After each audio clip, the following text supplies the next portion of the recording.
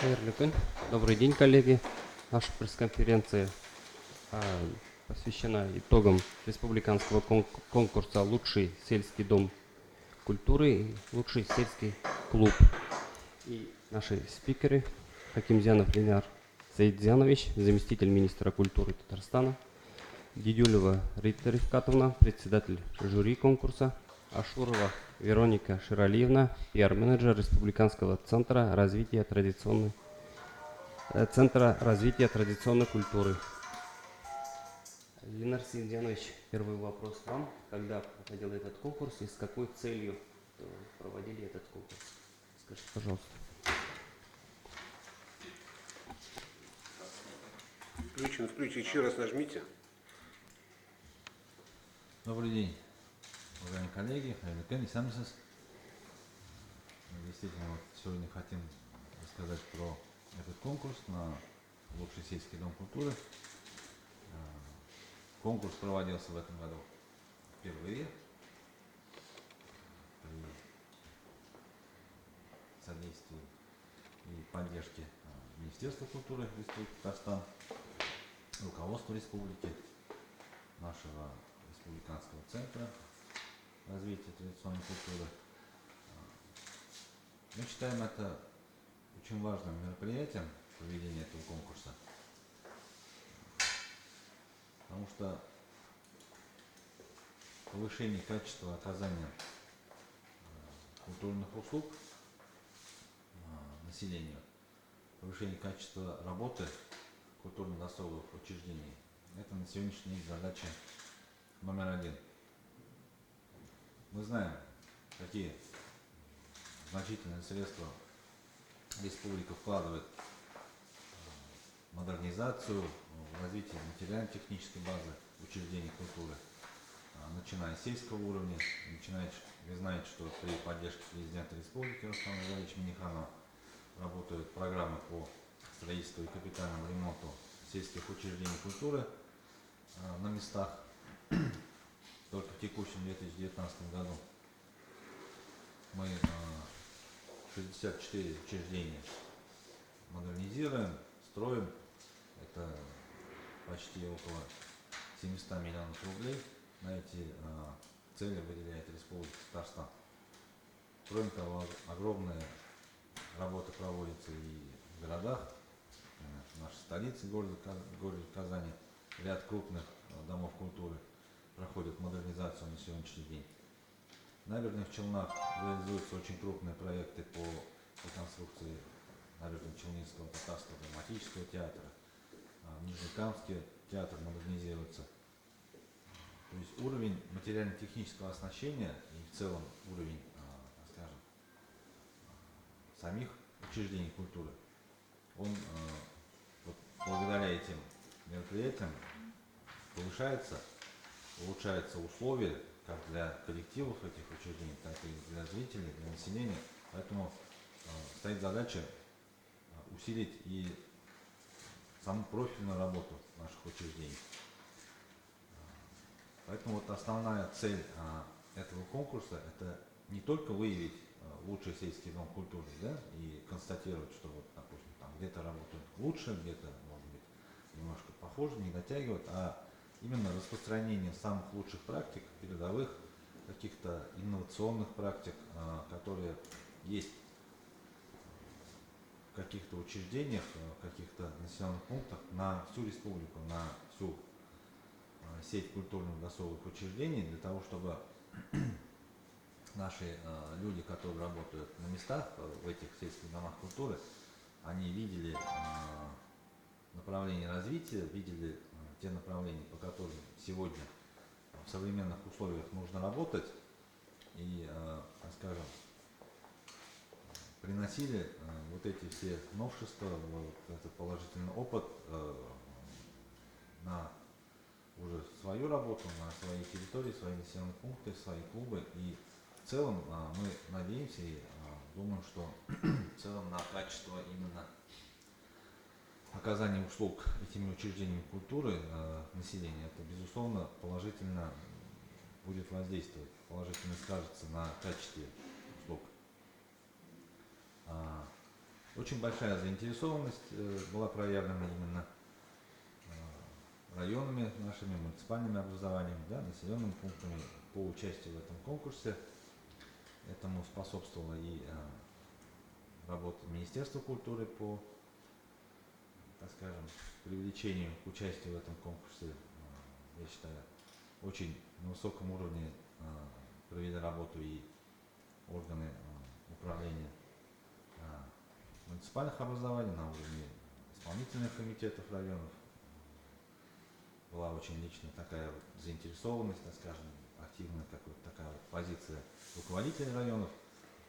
Хочу сказать, конечно, слова благодарности. Ну и огромную работу провели сами работники культурной сферы наших муниципальных районах. На самом деле очень интересные проекты, очень интересные участники.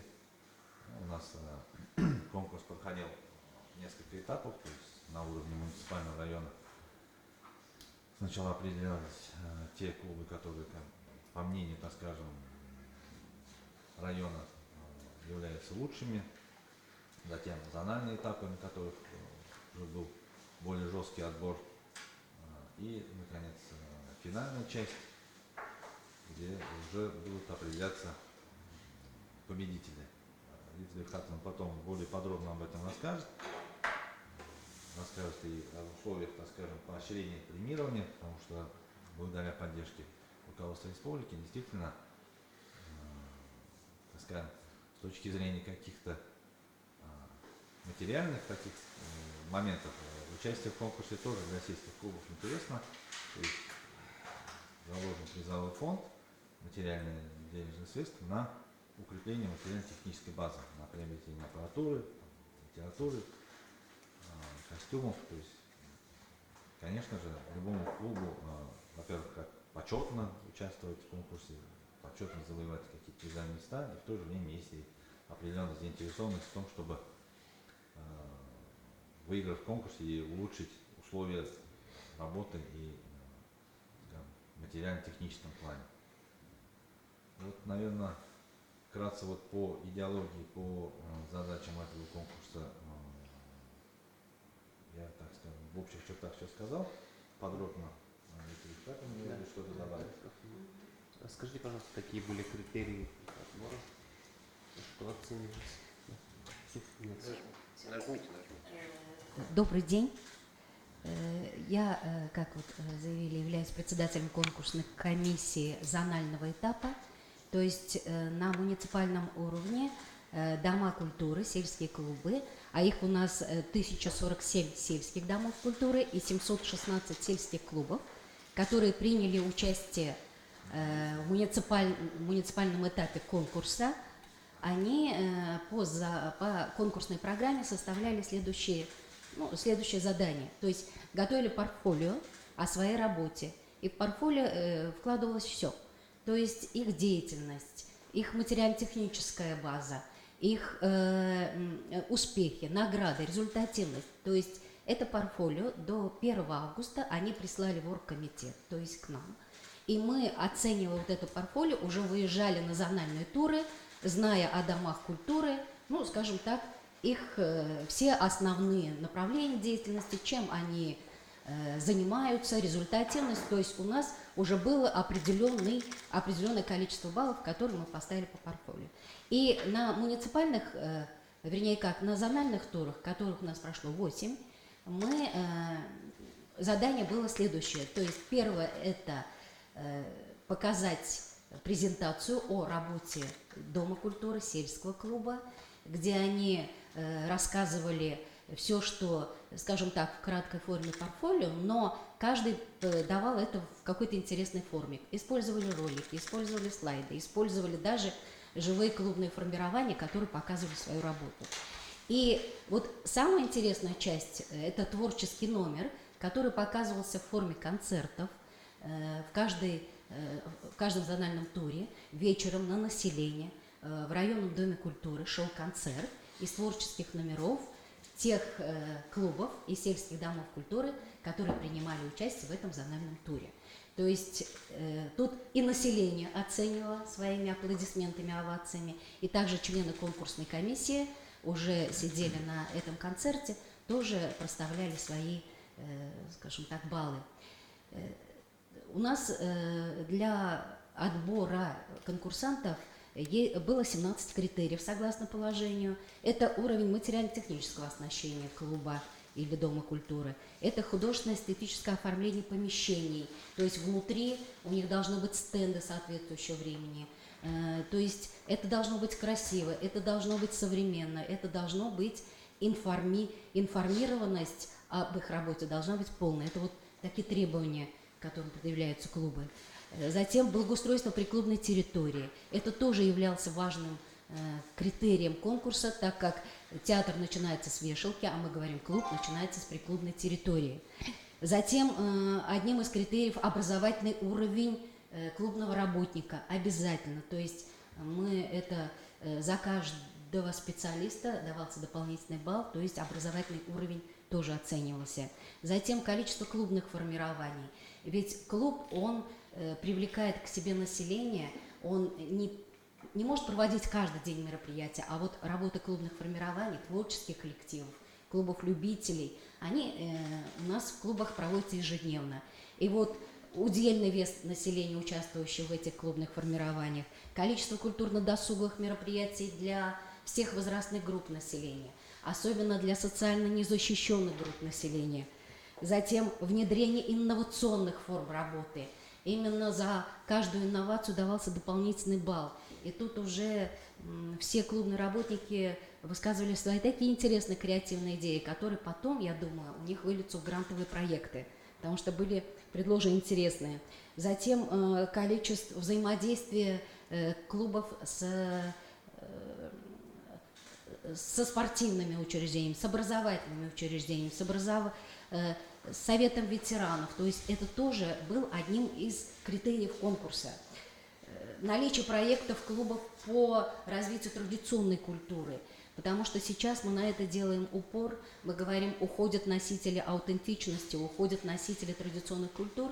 И если клубные работники не успеют это зафиксировать в аудио, в видео, в своих фонотеках, тогда завтра может оказаться это поздно.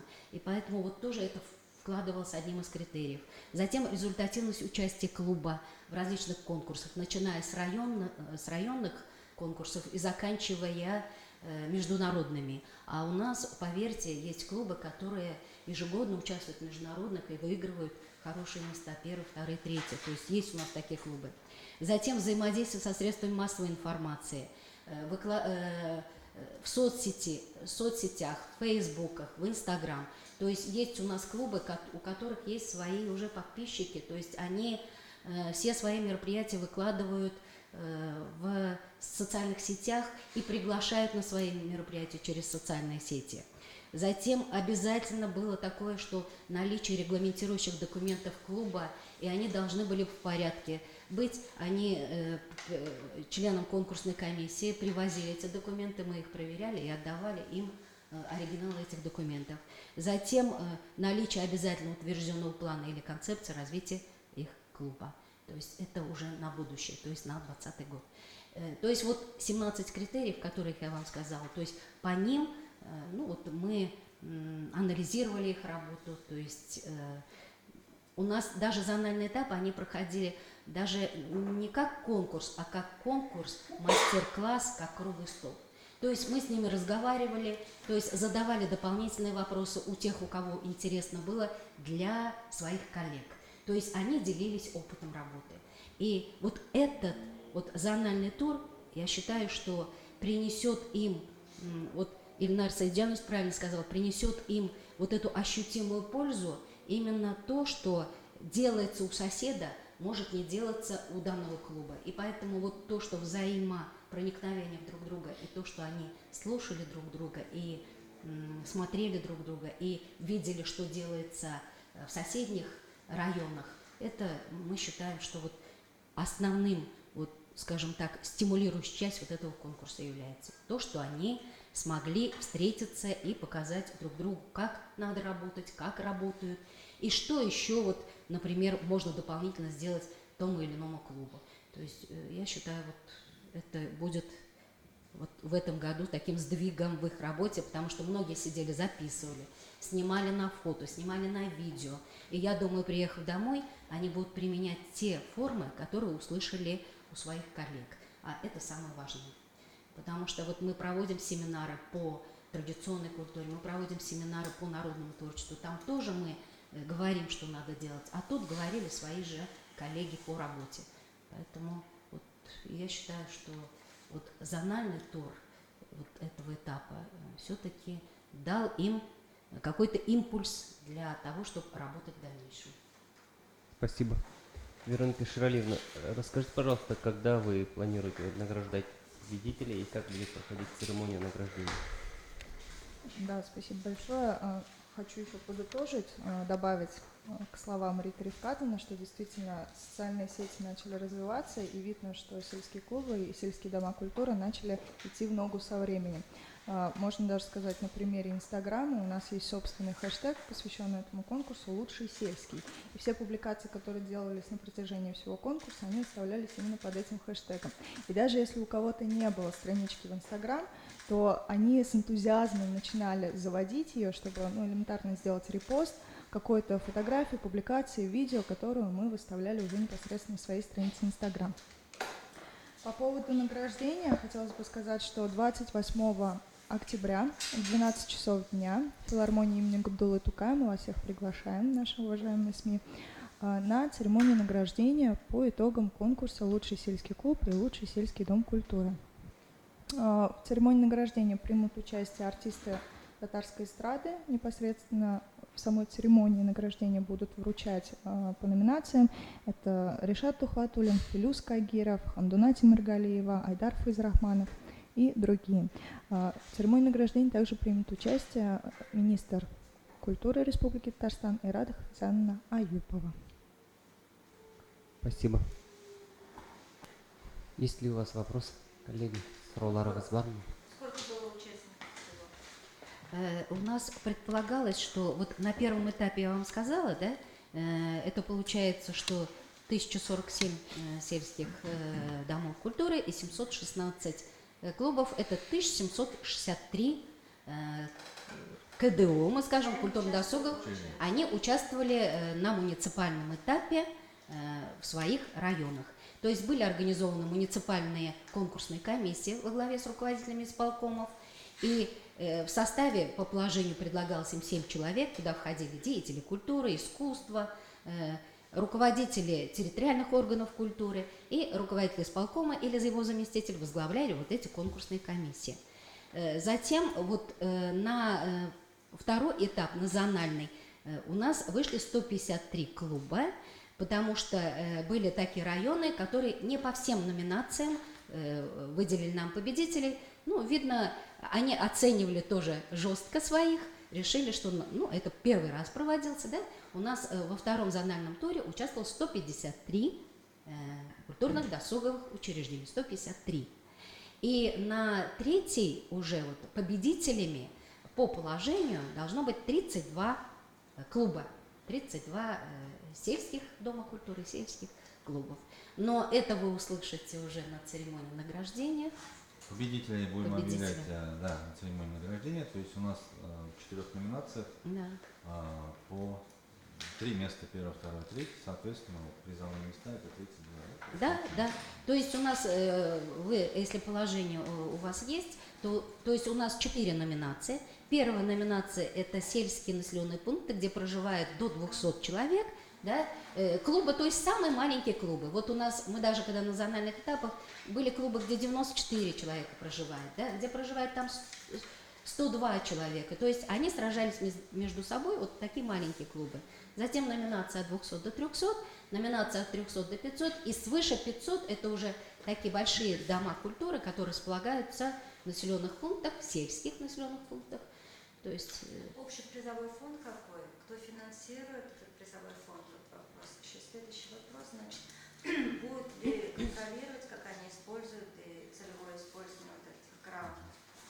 То есть, давайте в нас. Давайте я отвечу, Призовой фонд достаточно серьезный, действительно, это за счет средств, скажем, выделенных республикой. Распределение следующее. Первое место в номинации это 500 тысяч рублей. Это есть общая какая сумма, уже скажите, пожалуйста. Так, ну Общий призовой фонд. давайте посчитаем. Если получается 4 миллиона рублей, Это 4 миллиона рублей. 4 миллиона рублей, если по 4 номинациям считать, каждая номинация по миллиону, соответственно, первое, второе, третье место, 4 миллиона рублей. Эти деньги, они целевые, само собой. Да? Это, так скажем, будет с нашей стороны, конечно, контролироваться, безусловно. Это, еще раз говорю, на развитие материально-технической базы, приобретение аппаратуры, пошив сценических костюмов, приобретение музыкальных инструментов и так далее. То есть именно укрепление материально-технической базы, улучшение условий работы конкретного клуба, который взял призовое место. А есть какие-то ограничения использования? То есть должны ли они на тендер выставлять все-таки закупки будут более 100 тысяч некоторых? Должны ли через тендер или же могут сами? Эта технология расписана, чтобы не было потом проблем, как обычно. Нет, это бюджетные деньги, само собой, да, они доводятся в том порядке, который предусмотрен бюджетным законодательством, и само собой использование этих денег это контролируется как с нашей стороны, со стороны казначейских, финансовых органов, поэтому действуют те же положения законодательства о бюджетных закупках. Там есть определенные лимиты, сейчас 100 тысяч это уже цифра не актуальна, сейчас больше, то есть они могут либо прямыми договорами закупать, либо там на основе коммерческих предложений, либо проводить торги. Это уже здесь вопрос как бы в рамках закона и бюджетных правил он будет регулироваться. Это не наличные деньги. То есть как бы это, еще раз говорю, в порядке бюджетного финансирования. А на зарплату они могут пустить, По, знаем, что по зарплата. положению о конкурсе оно прописывалось именно, что денежные сертификаты на приобретение оборудования, музыкальных инструментов, мебели, культурно-спортивного инвентаря, пошив сценических костюмов и одежды сцены. Зарплаты нет.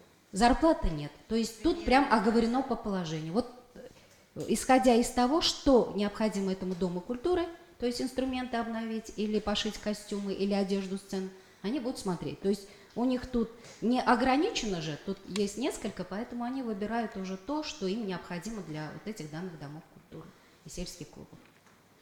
То есть на зарплаты нет. Премирование не будет. Премирования не будет. Ну, это сельские дома культуры, сельские клубы, они же муниципальные. Учредитель у них муниципальное образование, поэтому здесь уже, я думаю, что Муниципалы сами премируют. муниципалы, если да, их клуб займет призовое место, естественно, наверное, какие-то меры поддержки, поощрения для этих работников они найдут. Я думаю, что мы... Не всегда. Нет, не надо так говорить, что не всегда это. Но я думаю, с руководством районов, естественно, там будем проговаривать. Да, Но не все же сводится к материальному какому-то поощрению, да, как вы говорите. На самом деле,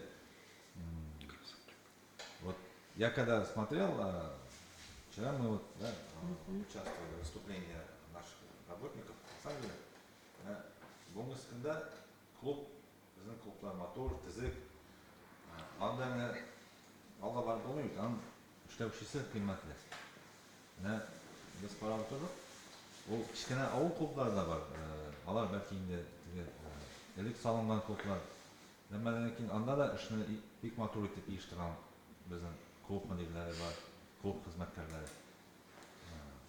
Менә бу конкурста катнашу, инде аеруча җиңсәләр алар, ул аларның тагында матурлык эшләргә, тәҗрибәсен арттырырга, аннан соң халык белән якынрак эшләргә өйрәтә дә бер, ну, шундый бер этәргеч булыр иде, уңай этәргеч булыр иде дип уйлыйм. Шуңа күрә монда теге акча, ул җиңгән кеше күпмедер премия нәрсәдер ала дип, аның белән генә шикләнеп булмый. Ул беренче шарттан менә алар өчен алар тәҗрибәсен арттыралар. Күршеләрен чекли. Мәсәлән, Актаныштан безнең бик көчле катнашалар. Бу адам катнашалар. Алар арасында алар республиканың ике җирендә дип әйтегендә. Алар бер-берсеннән күреп, барбер ниндидер яңалык күреп, үрнәк күреп, тагын да матуррак үзенә клубларына кайтып, тагын да матуррак эшләр дип уйлыйм мин. Анысы иң кыйммәтле әйбер шунысы. Ну, инде анда район башлыгы матур итеп җиңү белән кутсалар. Премиясын табар. Рәхмәт сүзен дә әйтерләр. Премиясын да табар. Кызыксындыру чараларында уйларлар дип уйлыйм. Mesela biz hadi bu konkursdan avul klubları temasına hazır sizin tağın yine zam uğruna barış etken neydi zor problemler var avul klublarının umumen en zor problemleri. Hem nice avul klubuna bizge büyük batırımın meşhurlarına büyük batırımın. Hem tağın bir problema avul klubları o kino kısa düşünüyor başvurmağın gibi de. Bunu bizden de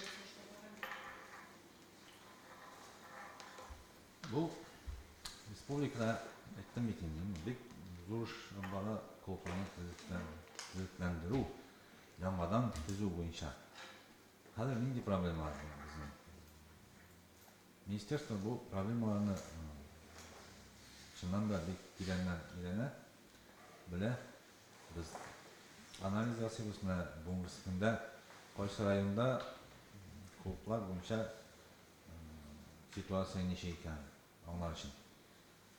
Çünkü rayon başlıkları alır bir müracaat eteyim bu klubda bu avda tizirge kerak bunda remontlarga kerak deb shularni ko'zda tutib biz o'z yog'imizdan analiz yapamiz. Shundan da kerak ekan u. Shundan da u klubni u avda tizib ko'pma kishini u o'z yanına tortalar. Qo'sh avlarında shunda bir shu klub işlemlerine o zor iş. Dil rayonlar var. O menden negizinde o elekten kelgan hal ko'pmi bir rayonlarda bekinde. Avul sanında ko'proq klublarda belki ko'proq sonlangandir zamanında. Bir rayonlarda o iş mesela ikinci türlü barılganda bizim Zinadovskiy rayonunda onda klublarning yarısı deyarli başa halde. Elbette ular yana har biz ihtibarını kelasi yillarga programma tuzganda ihtibarını orttiramiz. Qaysi rayonlar rahmat aytasiz kelar u rayon boshliqlarini ular o'zlari da bu ülkede bir naqshlilar, remontlilar ders etib ishdan borib mana bu klublarni tizim halda tutalar. O bir çundan da bir köpte. O tege kol siltap, o ne yana klubna tizilsen de o klubna 2 yıldan da anı harabaga aylandırıp var. 20 yılda işley ala olma to'g'risida bir remontsiz bir nindi chiqimlarsiz alsak. Shunga ko'ra turli rayonda turli situatsiya biz mana shu bütün faktorlarni ko'z oldida tutib har kelasi yillarga programmani tuzaymiz endi. Problemalardan hayli problemalar. Bizim Kuba şambara oldu. Biz ne bu avullar klublarını tizimizde, tizimlendiremizde ettiğim şey hazır bizim rayonlarda bu yılda bu problemlerinde ko'tarildi. Bizim zor avullarda zor klublar var. O zamanında zor kolxozlar, onlar uzak Sentral Muksal Birliği Mektebi'nin tizilgen klublar indalar 300, 400, 500 kişilik klublar. Hazır onlar vaqt uzan sayın onlarını remontlarga keladilar. No, onlarga kerakli шығынlar onlar bizim bir necha programmalar bilan da qoplab o'tirib bo'lmaydi. Chunki ular bek zo'r obyektlar, ularning ishi da bek ko'p. Shundan da ularga 30-40 milyon akşam bölüp verirken o klubni tizip hallettir için. Ne o problem var hazır. Anda kişiler ko'p yaşaydi. O meseleni nechikda hallettir kerak. Sonra biz halini bilan ko'plab olovlarda yana klub tuzuv yo'li bo'yicha baribir o'ylab turamiz. Ansıdan mana ish o'rinli klublar, zo'r klublar var. Bir hayron qiymat. Ne hali biz kichkina va o'rta kishi soni bo'lgan avullarni tizimlendiramiz. Zo'r ish ne u hozir alarning endi biz qaydan olg'a ketdik. Ne zo'r avullar, zo'r klublar bizim problema. Shundan da ansında o'ylash kerak. Bütün rayonlarda endi bilgan ish harbiy zamana talablariga ikkinchi instrumentlar kerak endi, kostyumlar kerak. Hadi bütün senetdeki көп жерлер аралашалар, бізде мына аларның ничектір ертелге тырышабыз, біздің перекрестный гастроль деген нәрселер бар, районнан районға жүріп, алар айталар да енді район башланғаннан көтерілер, bu ауылда инструментлар әйбәт көп, костюмнар тіккенler, шоң көре Harba onlar da көпшілік етінде бүтін ничектір конкурстарда қатнашуға тырышалар, конкурстар үшін тағында шығындар керек, тағын костюмдар керек, нәрселер керек. Ол мәселелерді көп көтерелер біздің мәдениет министрлігі қосында район жетекшілері. Рахмат біздің президент біздің мәрежарықтарына келіп қалқымай, Рустам Нұрғалиевич в республике ярдам ете.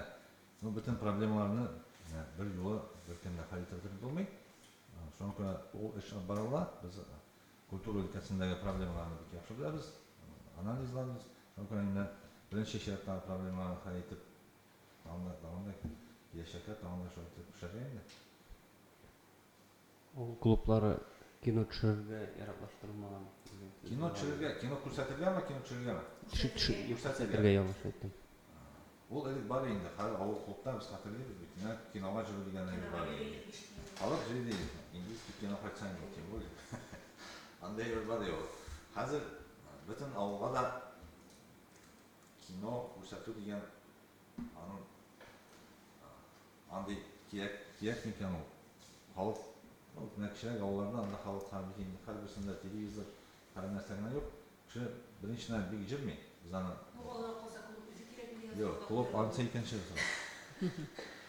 Біздің бетіне қарына біз Россия арқылы, Министерство культуры арқылы біздің кинотеатрлар көп тәмінінде. 8 районда эшләнде ул. Вот. Но что хочется сказать, да, вот даже там не всегда вот эти кинотеатры не то что востребованы, а очень много зависит от репертуара, так скажем, от тех фильмов. Сейчас много рекламы, люди хотят идти на те фильмы, которые сегодня, допустим, идут в казанских кинотеатрах, да, в московских. Не всегда это возможно, потому что это, опять же, большие материальные затраты. И покупать эти копии этих фильмов на все клубы, и там все это показывать, это на самом деле огромные затраты. И условия мы сегодня там не везде можем создать, чтобы был кинотеатр, который современным условиям отвечает. Поэтому программа работает вот по созданию этих кинотеатров, районных центров прежде всего. Условия создаются, то есть в принципе вот население районов, если они хотят посмотреть фильм, на сегодняшний день условия есть. Вы можете в райцентр поехать, там посмотреть. Я еще хочу сказать, добавить, Марсель Джанович, я просто знаю, что есть у нас кино-видеоучреждения, которые выезжают в сельские клубы. У них есть свой переносной экран, у них есть свой проектор, поэтому в тех районах, где кино-видеоучреждения, а у нас их в республике есть, они работают с населением. У нас даже есть несколько районов, где этим занимаются клубы, то есть районные дома культуры. Вот я знаю Бугульма, у них создано кино-видео передвижное учреждение «Биосфера». То есть они показывают вечером кинофильмы на население Бугульмы, например, в парках. А когда есть такая необходимость и когда есть заявки клубов, они выезжают в клубы. То есть показывают и по здоровому образу жизни, это на детское, да, на детскую аудиторию, на юношескую, и работают на взрослое население вот по тем фильмам, о которых они ностальгируют, по ретро-фильмам. Я считаю, это самая лучшая система. Это самая лучшая система. В советское время тоже такая система была же. По заявкам по большому счету, фильмы привозили, да, показывали там. В клубах таких прям уж кинотеатров не было, но форма работы, она такая есть, надо нам. Да, вот понятно, это вот использовать ее и все, поэтому. Если есть запрос от населения, вот то, что вы сейчас вопрос поднимаете, конечно, мы над этим будем работать. Нам удалось сохранить в республике, я считаю, нашу систему Татар-кино, да, в районах определенных, не во всех, правда, конечно, к сожалению, есть вот кинообъединения, которые оснащены сегодня необходимым оборудованием, транспортом. Поэтому я считаю, такая проблема на острове не стоит. Да. Но, естественно, надо развивать. Это же задача в комплексе. Umuman Tatar kinosunda o'stirgan ekan. Bizning kino chiruv, kino yasov и аны xalqqa ko'rsatuv usullarini to'g'ri kerak. Shunga ko'ra bizning masala u bizning kun.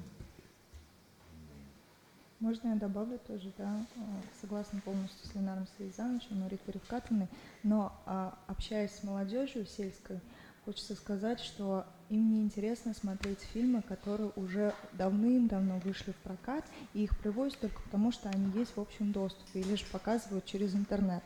Они хотят идти в ногу со временем и видеть все онлайн. И существует очень хорошая вещь, как виртуальные залы, которые создаются как раз-таки на базе сельских клубов нашей республики.